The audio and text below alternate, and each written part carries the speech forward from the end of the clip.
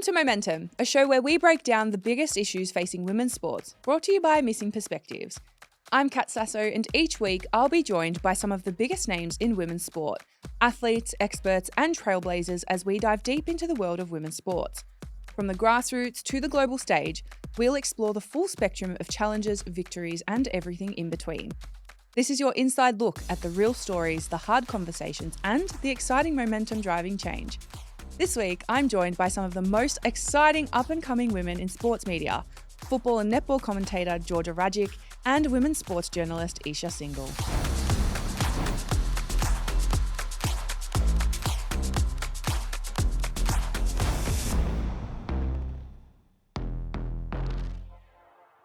If you've ever tuned in to a women's sports broadcast or read an insightful article on the latest women's events, then you've witnessed the shift happening in women's sports media.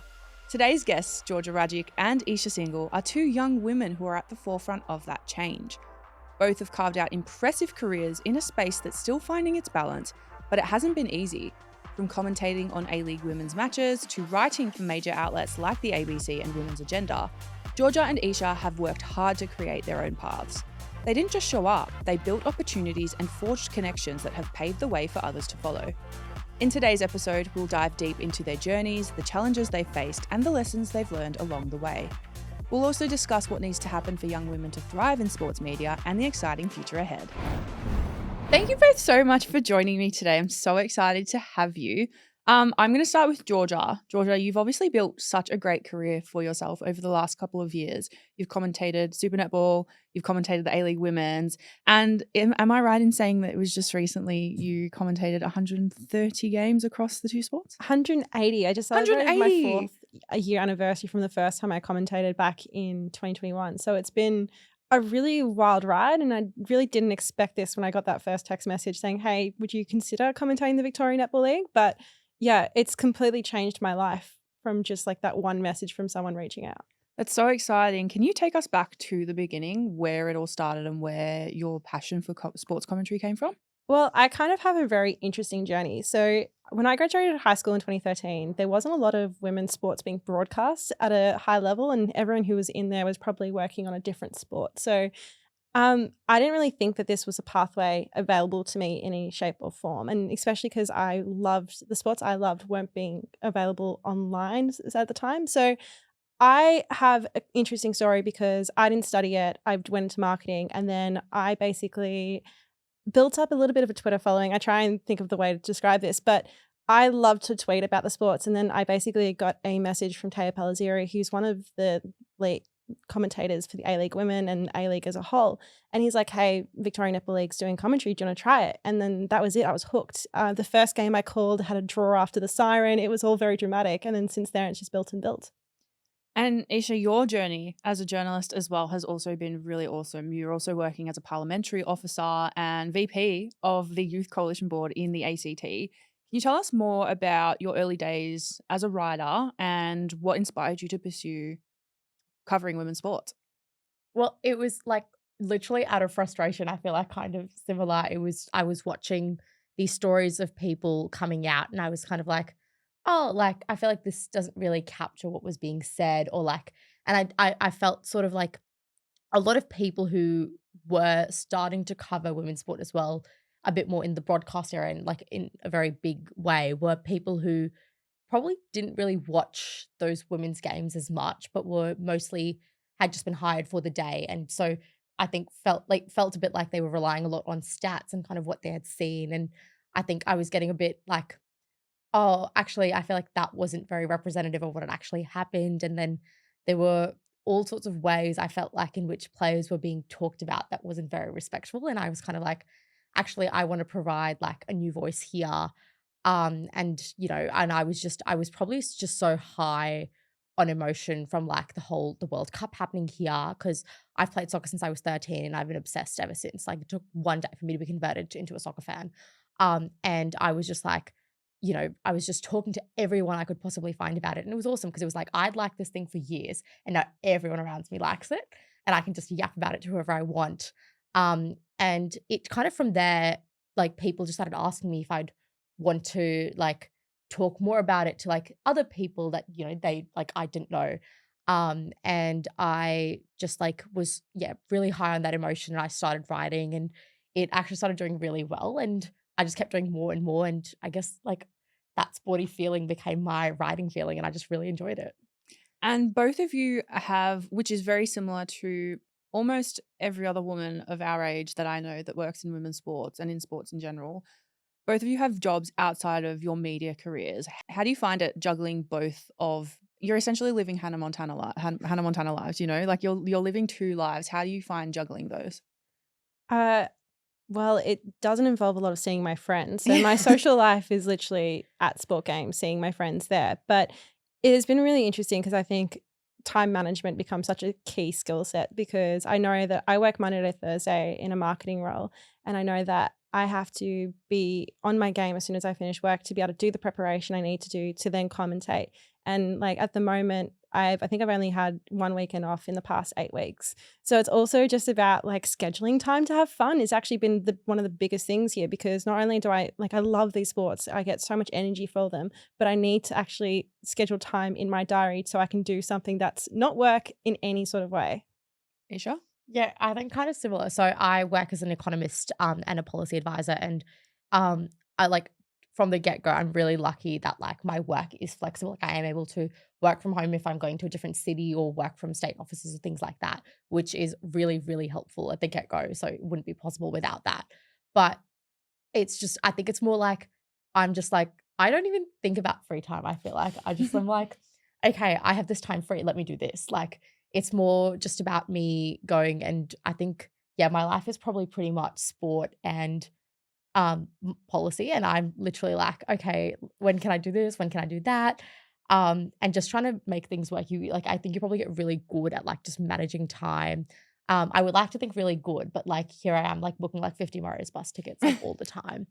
Um, but I think it's just more about like actually getting into the flow of it and really just trying things out. And I feel like sometimes you learn, okay, this might be not be a good idea because then I won't get any sleep. And then you would readjust and reevaluate and go from there. Yeah, and I think the biggest thing is all three of us really enjoy sports and it's one of our passions outside of our jobs. But you're kind of towing a really fine line between work and enjoying and having a good time and kind of enjoying your passions outside of work to then also getting burnt out from being at sports 24/7, whether it's through work or whether it's through just your leisure time. So I feel like that's a really big one for us. But you both really represent powerful voices and powerful young women's voices in the world of women's sports. Can you share a story where you might have leaned on another woman for support and what that means to you as women in this industry? I'll go first for this one because Georgia, you're one of them. Like, so obviously, when I was in Melbourne, I was pretty new to sort of doing sport at the time, and I met Georgia and Marnie there, and they're both just so lovely. And Marnie like completely took me under her wing and was like showing me around, explaining how things work and stuff. And it was like the absolute greatest thing ever because it was like this person I've looked up to. I've only really spoken very occasionally online, and now suddenly they're like just like there and really helpful. And like I remember George as well, I was asking her questions afterwards and she was like, yep, this is how it works, this. And I was like, thank you so much. Like it's just, I feel like that leaves you with like such a positive feeling for days after. And obviously it's really helpful as well. So I feel like, I don't know, one of the things I love about women's sport in general is just like it really does feel like it is a women supporting women community. And it is like, I don't think I've ever met anyone I don't like. Touch wood. But like everyone's just like really nice, really supportive. And I think everyone's just trying to help each other out and everyone understands what it can be like and everyone's like really nice. Like I feel like if anyone's watching and anyone wants to do stuff, like literally just go and ask would be my advice. Yeah. Yeah, and I have to, that's really beautiful to hear. Thank you so much, Isha. But I think also one of those things as well is no one I've asked questions to or said, hey, can we please have a coffee catch up has ever turned me down, which has been really cool. I think like there's so many instances because I have really looked up to a lot of people and I message them a lot and just ask them questions. And I think there is so much to learn from other people within the industry and everyone's always so willing to help. But yeah, I'm really lucky that, some of my friends also in there, so I can talk to them about these instances. And then you have people like Casey Simons who with Siren Sport who do work. And I know like we've both written for Siren and the ABC Sport Partnership, but also like there are times where I'll send her a script. I'm like, hey, can you look at my script and just give me advice here? And she's always been brilliant. But there's also just some great people that I'm just so lucky to know, like Sarah Burt, who gets a lot of my text messages where I'm just like, hey, and I think it's also really important as women in this industry to have a strong community behind you, because there are times where you need to be like, hey, is this weird or is this me? And that way you have the agency to build up and advocate for yourself in circumstances where you need to. Yeah, and I think we're also quite lucky that we're coming up in a new generation where I think in previous generations of women in sport and also women in media in general, it's very much women are being pitted against each other because there's not enough room at the table. But kind of my philosophy on the whole thing is, if one of us is doing well, then that means that the rest of us get something out of that. Because if one person's doing well, that means that there's always going to be room for the rest of us, and that's going to open more doors for the rest of us. So it's just one of those things that's really nice to be able to have people like you that, and, all the people that are in our community of young women who are, breaking into the game right now, who can actually support each other and really open doors for each other. Because like I'm the same. There's certain people in my life that I would not be where I am and doing what I am doing now if it wasn't for them putting my name out there when I'm not around. And I can guarantee that you guys are the same. But have you had any mentors throughout your careers who you've looked up to in the industry? Might be a woman or a man. And how important do you feel like it is to have a mentor, and how important is mentorship in your journey as a sports media presenter, journalist, commentator? How important do you think it is? I mean, mentorship is crucial. I feel like it is, even like you don't actually have to go up to someone and be like, "Hey, will you mentor me?" Like, but even having people who you can go to for advice is Yeah. so important. And like, yeah, like Siren Sport, they're absolute legends. Love working with them. So nice. And like, no matter how many questions I have, like, they're there to answer them. Amanda Shalala as well, who works for ABC. So lovely. Sam Lewis. Like there's names, and I think all of us who work in this space, those names because they're just out there. They're the nicest people. Even like Phoebe, what a champion. Like it's just there's people out there who really, it's, I guess as you were saying, like put your name around when you're not there.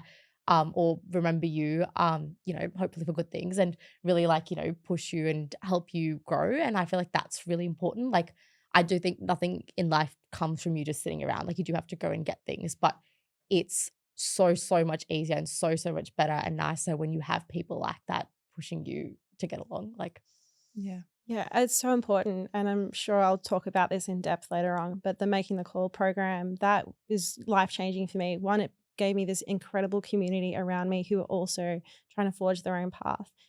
They also organize mentors. So I had Callie Underwood as a mentor, which was incredible, like as a commentator coming through. And then also Joel Peterson, who has been invaluable to me when it comes to learning the ropes of radio commentary versus visual broadcasting, which are completely different beasts. Also, Tay Palzeri, and then also there's so many other people along the way that I'm like, oh, I feel like I've been mentored by them. And even at the moment in my A-League broadcasting, we're getting way more feedback, which just makes you want to become better and you learn more. And you need that kind of relationship with people, because it's not just the help and support, it's also the critical feedback that you need to grow as a commentator and become better. Yeah, absolutely. And I mean, we can touch on the pathway, the Making the Call pathway right now. Isha, I know you did a similar one. What was that one called? I actually don't remember what it was called. I know it was the Nike training camp, and it was in collaboration with the Daily The Oz. Training Squad. The Training Squad. There we go. Well, George, I'll come to you first. You've already obviously touched on it now, but Making the Call pathway, what is that? Yeah, it's incredible. It's a Victorian program, so unfortunately for people who don't live in Victoria, it's only available there. Tragedy. I wish it could be Australia-wide. It's brilliant. But it is a program to try and get more women and gender diverse people into sports media, whether that is commentary, journalism. And I know that recently they've done work with specifically the AFL Players Association to get more of the players into those roles as well. I did the program a couple of years ago, and it's just, I've built lifelong friendships from it. I've built connections. I've gotten work. It's also been a great place for me to be like, hey, when I'm, even questions about things like how much should I be charging someone for something, having that community around me, having done the program, I cannot put into words how much it's changed my life. Yeah, Isha? Yeah, like the training squad. I was just thinking like, because we always call it the Nike X Daily Oz, but it was like the most amazing thing because I was in a room with there's 5 of us, all young women wanting to break into sport, kind of similar, but it's looking at all sort of different aspects of media, different sports, and it was just like giving us all this inside knowledge about how sort of the sport world works and how brands work and how you contact and all that kind of stuff that like no one ever tells you and you can't like you can't really Google or chat GPT it. Like it's not really a thing.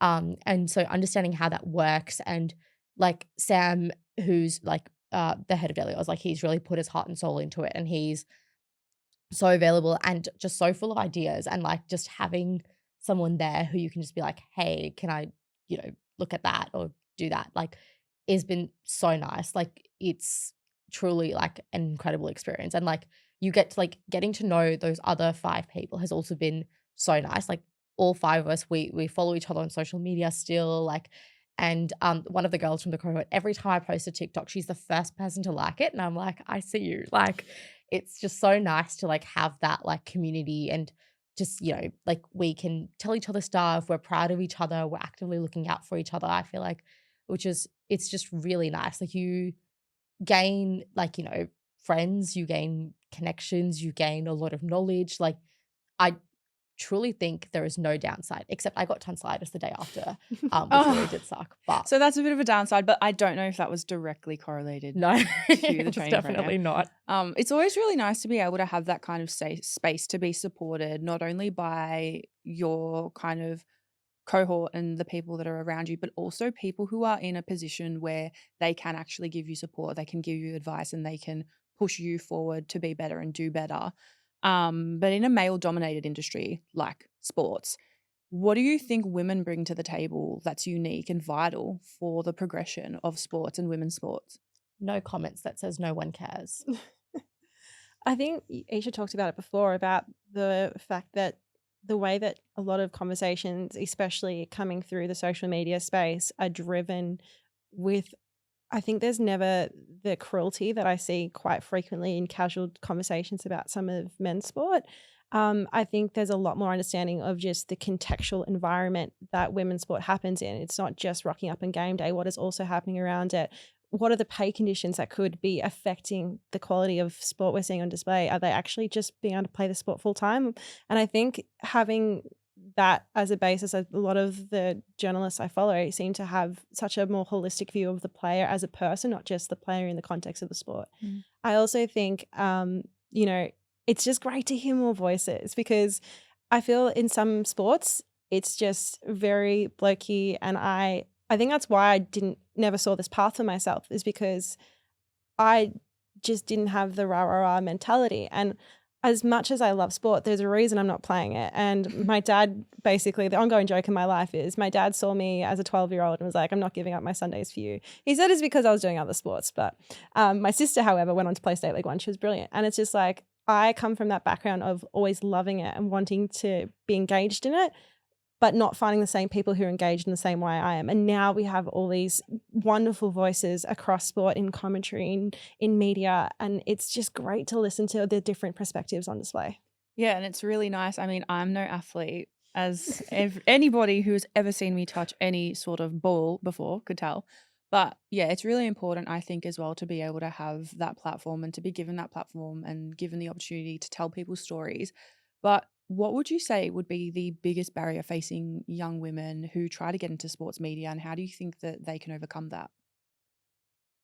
I mean, I think that at the get-go, like not knowing anyone is like it's scary. Like it's this whole world out there. You don't know how it works. Like I feel like there's 5,000 different kinds of jobs you can do in sports and in sport media as well that you don't know about until you're in there. And I feel like if there was a way to learn more about that, and I think like that's one of the things that I would love to do long term is like really like be able to encourage more young women to get into this area.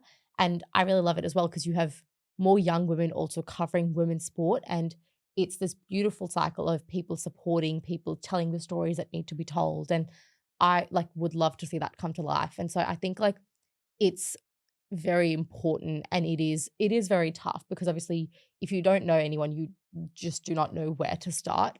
And it can feel really intimidating. I think it's really great that like now there's more and more clubs, more and more places starting to do work experience programs for young women. And I think that really needs to expand, and there need to be like more opportunities out there. Like I think sport really is one of those things where there's no right age to get into it. Like I think it is one of those things that you can at any point in your life decide, I actually really like this and I want to do more of this and get into it. And I think social media has made it a lot more accessible as well. Like, people often joke about like how podcasting equipment should be more expensive, but you can, like, if you're passionate, get into, get on TikTok, press the record button and just talk about it. And, people will pick up on it. Like the algorithm gods, who knows how they work, but eventually you'll find people who care about the same thing as you do. And I think like kind of as you were talking about earlier as well, it really can help build this community, which I feel like then helps you go further and further in your career. Absolutely. And I think also there's always the part of sports where a lot of the work you do when you initially start out is not being paid. And it's just, I think that's also hard, obviously, for a whole range of reasons for people to get into this work. So it is about trying to find the value especially at the beginning, and getting those hours up, which is one of the most crucial parts, especially in commentary. You just need to get as many hours as you can. But if someone's not being paid, and how much of that is going to be hobby versus reward, and if when they go down the pathway, I think as well, what you spoke about, what are the roles in sport? It's not always clear, how you can be involved, especially, you're not a great player. What else can I do? How else can I love this game and give back to it? But I also think one of the other barriers, especially with commentary, is I know, especially with my story, I need to be tapped on the shoulder to actually start. Who else out there could be, the Women's World Cup commentator in a couple of years? Haven't had that tap on the shoulder yet, just because one, they didn't know this was a possible avenue for them, or maybe the fact that, they've been a bit too shy to put themselves out in front. So I think it's also not just, I think we all have a bit of a responsibility to, if we see someone out there, to then tap them on the shoulder and say, hey, maybe you should give this a try. Let me support you in the journey to keep going ahead. Yeah, absolutely. I mean, the way that I started in sports was the same. I never thought about it before. And then someone said to me, hey, I think you've got potential. You should do this. So I think it's so important to have people around, and especially like we are now in this space, and we're also seeing a lot of younger people who are coming through, and it's so important to kind of give them the support as well. But I get asked all the time, how did you start in sports and how did you get to where you are? So I want to ask you guys, what would you say to people who ask you that question? Well, I would say like on what you were saying as well, like it is very linked. I feel like a lot of girls we know tap out of playing sport when they're younger. And so that obviously then you start to visualize yourself in sports in any sort of capacity less and less. And like for me, one of the big things was my dad growing up. Like my parents, both of them would, like it would hit 6 o'clock and they would be like, okay, time to go out and play, and like literally pretty much kicking out of the house and be like, okay, go. And I started playing soccer when I was 13, which was I played a lot of sports before that. I played basketball, swimming, and it's only now in my life that I've realized, oh, actually the kind of push it takes for, my parents to actually drive me places, pay for all of this stuff. Like, as a kid, I would come home, like my school would have sent out an email being like, we're running this thing, and I would come home and my mum would have like her participation form signed and ready for me to go. And I don't even know what I'm signing up for, but she was like, no, go do this thing. And having that support was like incredible. And it was only, I think, because I really was so into playing sport like that. Like I actually used to think when I was younger that like I was just obsessed with playing and I wouldn't really watch sport. And I watched sport once and I was like, actually, this is awesome. And so it is that thing of like really having someone there to sort of push you around. And yeah, I missed your original question. Actually, I feel like I deviated. No, that was great, Georgia. Well, the thing is, like with me, like I've always loved watching sport. I think one of the most, core memories in my life growing up was going to that 2006-2007 grand final where Melbourne Victory won 6-0.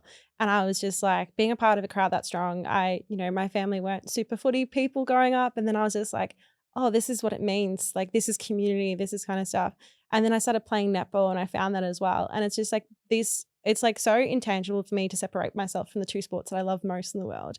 And that's why it became like football to me is community, it's family. Netball is like me playing, me enjoying stuff. And I think I have to always give credit to my parents as well, because again, I was umpiring and playing netball multiple times a week. That's how I did all my driving hours as a teenager. Both my parents were on committees. I joined my first committee when I was 16, and like being able to see how they loved sport and managed it with work and then go on. And I was afforded, like, that was one of the greatest things that inspired me growing up. But then how I fell into doing all of this is because I was like jokingly posting all the time on Twitter, and that's kind of how it grew. And it's crazy to think that it's like, that's why I've always, like, unfortunately can't leave that platform. It's always intrinsically part of me, but it's just, okay, cool.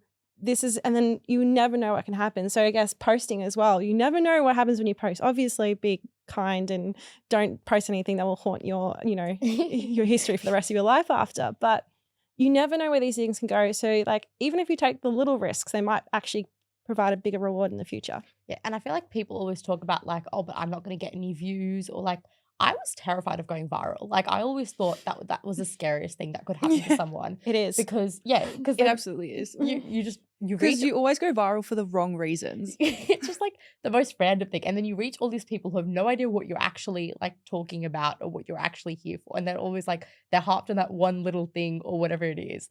And so I feel like, don't be afraid that you're going to have like 50 views. Like, it is really good to start there to become more confident with it and then grow. Like, don't go in thinking, no, I need like 200,000 views or something. Yeah. Like, it's really good if that doesn't come for a while, because it is really embarrassing and you will cringe yourself out a lot if it comes too early. But that's how you learned how to do things like video editing. You need to just get in the habit of just creating stuff so that you learn what doesn't work and what does work. Because otherwise, how will you know? You can't, there's only so much you can learn from other people without doing yourself as well. Yeah, exactly. So yeah, I think for me, one of the big things, especially I'm trying to do more video content, and I'm just like, the fear of being cringe, I'm just like, nope, just post through it. We just like, who cares how this all ends? Because like, I know I am comfortable in what I'm saying, what I believe in, and it's like nothing too serious. I'm just talking about results across the just sports girls on the internet talking about sport. It's not that deep. You have Ilona Ma, who is like very open about how, you like, social media pays, like content pays. And if you have someone at that level who's a professional athlete with a ridiculous number of sponsors and brands and things, is like, no, this like is really helpful and life-changing. Like, who else's advice do you need? Like, go for it. Yeah. No, exactly. And social media is a really powerful tool to be able to get your face out there and for people to see you, because like you said, you might not get a lot of views, but there might be one person who sees that and sees something in you and can actually do something for you and put you in front of people who might be able to, take your career off somewhere in any way, shape or form. We're putting together a playbook for success here on Momentum. So I'm asking all of our guests what their holy grail piece of advice might be. So it could be a professional piece of advice. It might be like a lifestyle, beauty hack, whatever it might be. So I want to ask you guys, what would be your holy grail piece of advice that would guarantee success? Just try, go try, do it, believe in yourself. Even if you don't believe in yourself, like, just try. I started posting TikToks and I went back to my first ever TikTok and I looked so bad. It was so cringe. But within 6 months, like, my TikTok hit 20 million views, and it was the most incredible thing to happen. And it's like, it's not something that happened because I didn't do it. It happened because I did it and just learned from it and then did it again. And so just try things out. Even if you don't know what you're doing, try things out. Also, people love correcting other people. So you try things out, doesn't work. People Make mistakes. People will tell you you're wrong. And also, if people tell you you're wrong on social media, good for the algorithm.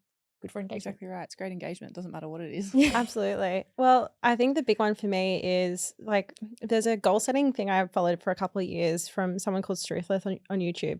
And it's like, I do all my goals. I do, what is the goal if I was 100% perfect? What if the goal if I was terrible at it, didn't do it? And what is the goal at 70%? And that's what I aim for, because there is no way you can be perfect, especially with the way that this industry works. So, and I also make sure that those goals include things like having fun. How am I committing to my friends this week as well? Because like, if you're working 6-7 days a week, it's really hard to make sure that you're being a good person to the people around you instead of just using them for things like lifts to the airport. But one of the most important things of that is like, how am I stepping up for my friends amongst all my other stuff? And I have that 70% rule serves me with everything that I try and aim in my life. Well, thank you guys so much. I absolutely love both those pieces of advice. I feel like I'm taking on everyone's golden pieces of advice and I'm taking them on and adding them into I feel my like own you don't life. need advice. No, I definitely do. Oh my God, we always do. But guys, thank you so much to everyone at home for keeping up with us here on Momentum. You can catch us anywhere you get your podcasts. And of course, you can find us on Binge. Make sure to keep up with us on socials at The Momentum Show. I've been Kat Sasso and we'll see you next time.